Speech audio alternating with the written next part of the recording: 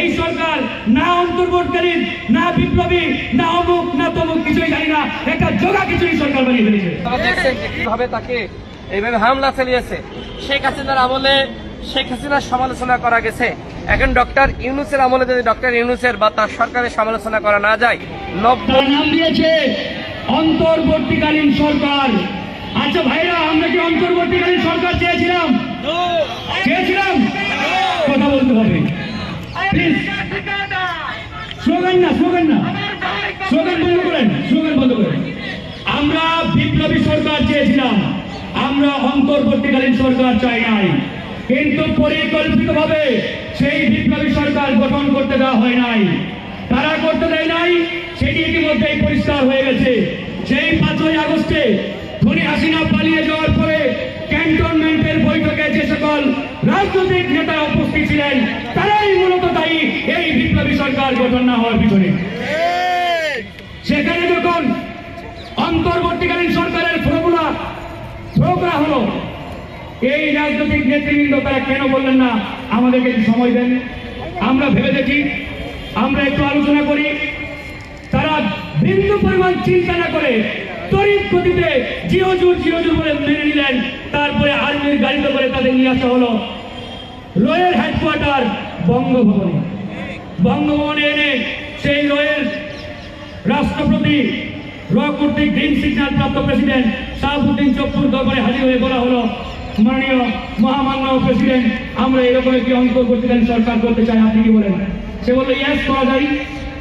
বুঝছেন তো, তখন পর্যন্ত প্রত্যেকটি ফর্মুলা তাদের সূক্ষ্ম সেই প্ল্যান ওয়াইজ হচ্ছে। এরপরে এই অন্তর্বর্তীকালীন সরকারের ভবিষ্যতে কেউ যাতে বৈধতা চ্যালেঞ্জ করতে না পারে, ওই রাষ্ট্রপতি দপ্তর থেকে প্রধান বিচারপতির দপ্তরে চিঠি পাঠানো হলো যে এটা বৈধ নাকি অবৈধ, ভবিষ্যতে কেউ যাতে প্রশ্ন না করতে পারে, আপনি কি বলেন জনাব? বাংলাদেশের প্রধান বিচারপতি তখন পর্যন্ত হাসিনার নিয়োগপ্রাপ্ত প্রধান বিচারপতি, সে বাংলাদেশের প্রধান বিচারপতি ছিল না 5ই আগস্টে। সে বলল ইয়েস, খুব ভালো ফর্মুলা, হয়ে যান, করে ফেলেন, সিগন্যাল দিয়ে দিল। তারপরে হলো কি অন্তর্বর্তীকালীন সরকার।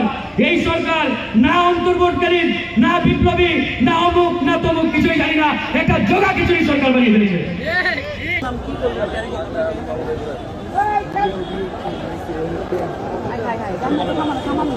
আমরা সবাইকে বিশৃঙ্খলা না করার জন্য অনুরোধ করছি। আমরা সবাইকে বিশৃঙ্খলা পরিহার করার জন্য অনুরোধ করছি। আমরা শান্তশিষ্টভাবে প্রোগ্রাম সমাপ্ত করতে চাই। জাতীয় বিপ্লবী পরিষদ সকল প্রকার বিশৃঙ্খলার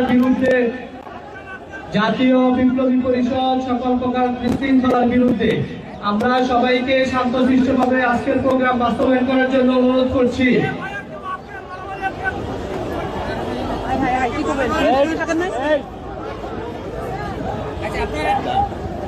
এখানে যারা বিশৃঙ্খলা সৃষ্টি করছেন, আপনারা কিন্তু এই শহীদ পরিবারের সাথে, আপনারা এই আহত নিহতের পরিবারের সাথে আপনারা বেইমানি করছেন।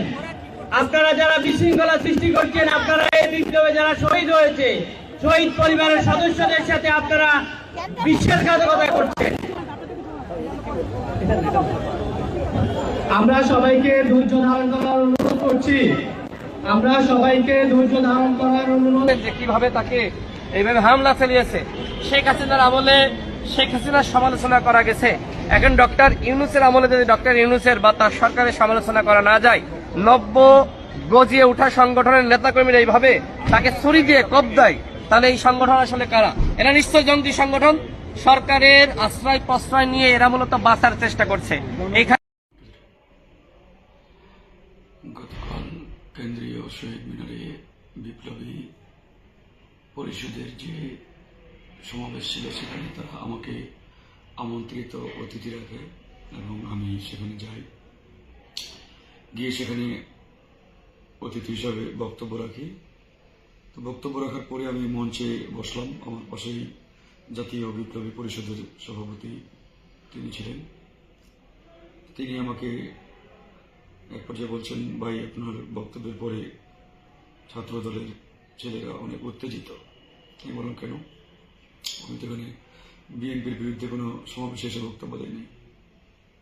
এখানে আপনাদের আহতরা নিয়ে আসছেন, আপনারা আহতরা ট্রিটমেন্ট পাচ্ছে না, আহতরা তাদের ক্ষতিপূরণ পাচ্ছে না। এগুলো নিয়ে আমি কড়া সমালোচনা করেছি সরকারের দায়িত্বশীল যারা আছেন তারা। যাই হোক, এরকম একটা উত্তপ্ত পরিস্থিতি তৈরি হয়েছে। আমার ভিডিও, আমার বক্তব্য সব মিডিয়াতে আছে, ফেসবুকে আছে, সোশ্যাল মিডিয়া আছে, আপনারা চাইলেই দেখতে পারেন। এরপরে আমার সাথে ৬-৭ জন ছিল। আমার একটা মিটিং থাকার কারণে আমি বের হব সমাবেশ থেকে।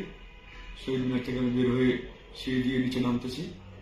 নামার পথেই পিছন থেকে 30 থেকে 40 জন সন্ত্রাসী এসে অতর্কিতভাবে আমার উপরে ঝাঁপিয়ে পড়ে এবং তারা এক পর্যায়ে ছুরি দিয়ে আমার এই কপালে তারা করে এখানে প্রায় 2 ইঞ্চির মতো এটা চলে গেছে এবং 5টি সেলাই গতকালকে দেওয়া লাগছে।